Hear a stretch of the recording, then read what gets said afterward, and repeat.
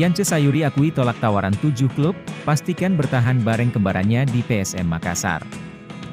Yance! Gol! Yance Sayuri dan Yakob Sayuri sebelumnya jadi dua nama pemain yang dikabarkan hengkang dari PSM Makassar. Hal ini seiring dengan mencuatnya isu keterlambatan gaji yang diterima PSM Makassar dan konflik internal manajemen. Satu pemain asing, Wiljan Pluim resmi hengkang ke Borneo FC. Akan tetapi, Yance Sayuri memastikan dirinya bertahan di PSM Makassar hingga akhir musim ini.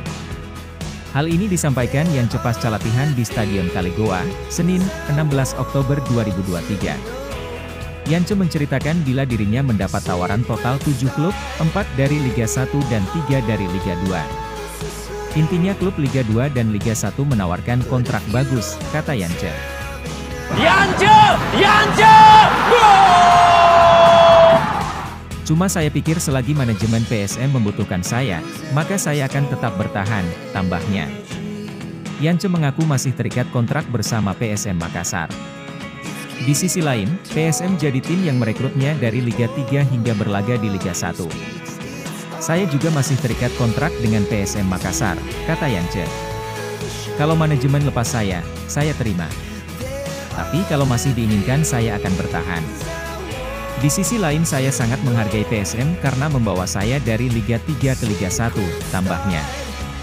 Jelang putaran pertama Liga 1 berakhir, PSM Makassar memastikan tidak ada keterlambatan gaji untuk para pemainnya. Hal ini dikatakan oleh sang pelatih, Bernardo Tavares. Saya tegaskan untuk situasi sekarang gaji pemain semuanya on time, ujarnya pada Sabtu, 14 Oktober 2023.